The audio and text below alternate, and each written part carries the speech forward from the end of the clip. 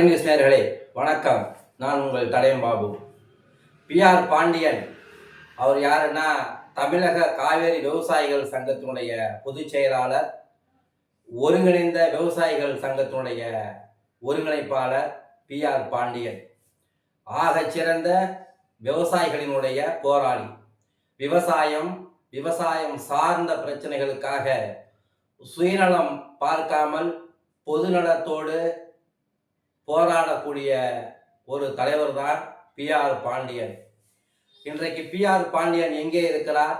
திருச்சி மத்திய சிறைச்சாலையிலே இருக்கிறார். எதற்காக அவர் மத்திய சிறைச்சாலையிலே இருக்கிறார்?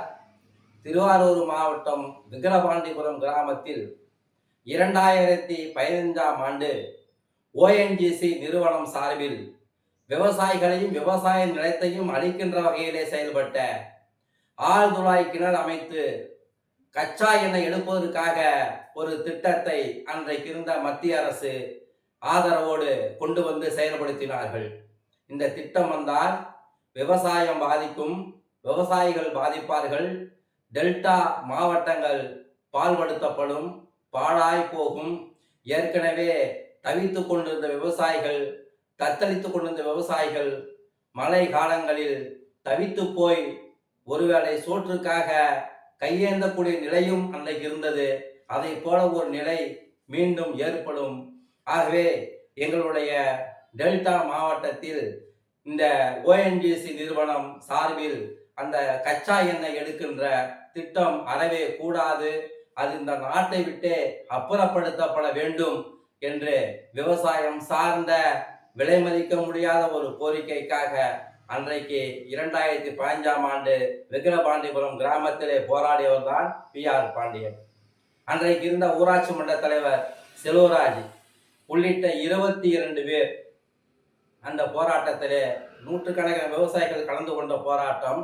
அவங்க ஓஎன்ஜிசி நிறுவனத்திலே சொத்துக்களை சேதப்படுத்தினார்கள், அழித்து துவசம் செய்தார்கள் என்றெல்லாம் சொல்லி ஓஎன்ஜிசி நிறுவனம் சார்பில் கொடுக்கப்பட்ட பொய் புகாரிலே பதிவு செய்யப்பட்ட வழக்கு திருவாரூர் மாவட்ட நீதிமன்றத்திலே 2015ஆம் ஆண்டு முதல் நடைபெற்று வந்தது. அந்த வழக்கினுடைய தீர்ப்பு ஒரு வாரங்களுக்கு முன்னாலே திருவாரூர் மாவட்ட நீதிமன்றம் ஒரு தீர்ப்பை வழங்கியிருக்கிறது. அந்த தீர்ப்பு என்னவென்று சொன்னால், ஓஎன்ஜிசி நிறுவனத்தில் பொது சொத்துக்களை சேதப்படுத்திய விவசாய சங்கத்தினுடைய ஒருங்கிணைப்பாளர் திரு பிஆர் பாண்டியன் அவர்களுக்கு 13 ஆண்டுகள் 5 மாதம் சிறை தண்டனை, 13,000 ரூபாய் அபராதம். முன்னாள் ஊராட்சி மன்ற தலைவர் திரு செல்வராஜ் அவர்களுக்கு 13 ஆண்டுகள் 3 மாதம் சிறை தண்டனை, அபராதம் 3,000 ரூபாய் அவருக்கு அபராதம் விதிக்கப்பட்டது. மற்ற 18 பேர் வழக்கிலிருந்து விடுதலை செய்யப்பட்டார்கள். ஒரு சிலர் வழக்கு நடக்கும் போதே இறந்து விட்டார்கள். அது சரி, இப்ப விஷயத்துக்கு வருவோம். நமக்கு என்னன்னா, இந்தியாவினுடைய முதுகெலும்பு விவசாயம், அது எல்லாத்துக்குமே தெரியும். நம்ம ஏற்கனவே ஒரு பதிவுல கூட நம்ம சொல்லியிருக்கணும். பிஆர் பாண்டியன் என்ன யாரும் நான் பார்த்தது இல்லைங்க. ஆனா அந்த விவசாயிகளுக்காக உண்மையிலேயே பாடுபட்டக்கூடிய தலைவர் பிஆர் பாண்டியன். நான் என்னுடைய 25 ஆண்டு கால பத்திரிகை பணியில் அவரை போல ஒரு தலைவரை நான் பார்த்ததில்லை. அவருடைய போராட்ட குணம் சுத்தமானது.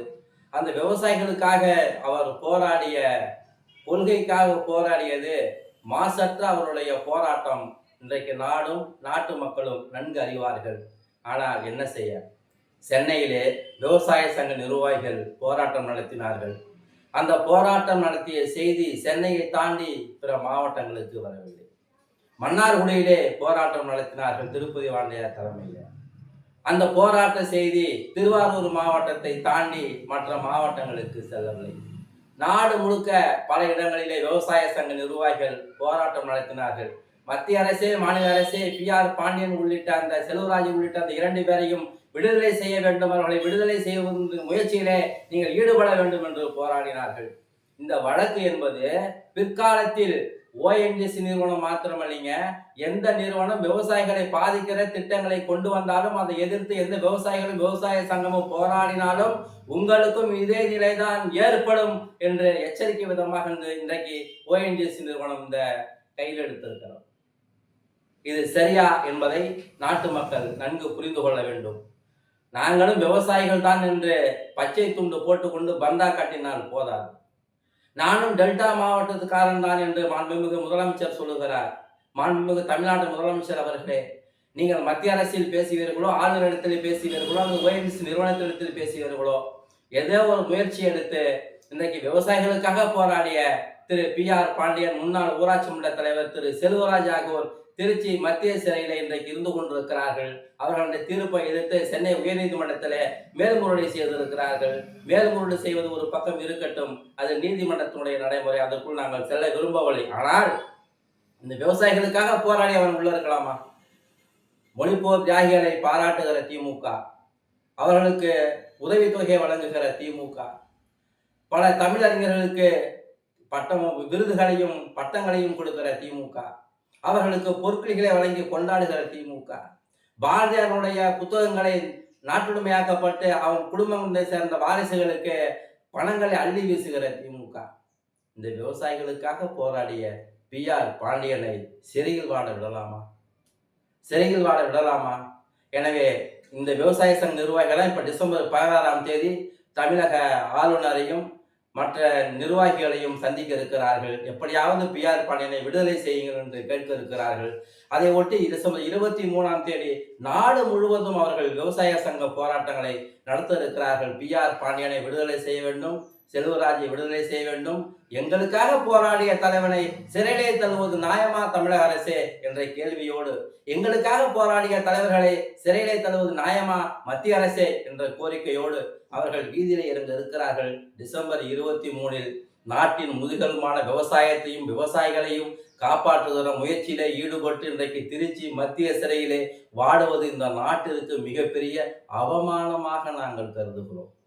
எனவே நம்முடைய மரியாதைக்குரிய மாண்புமிகு தமிழ்நாடு முதலமைச்சர் அவர்களும், மரியாதைக்குரிய ஒன்றிய பிரதமர் திரு நரேந்திர மோடிஜி அவர்களும் இந்த விஷயத்திலே நீங்கள் உடனடியாக தலையிட வேண்டும்.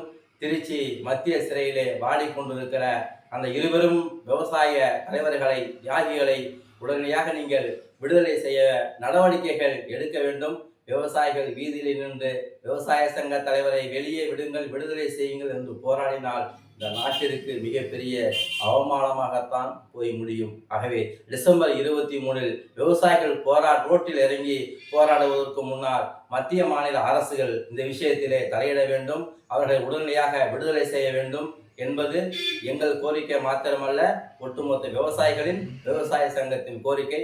நடவடிக்கை எடுங்கள் முதல்வரே, பிரதமரே. நன்றி, வணக்கம்.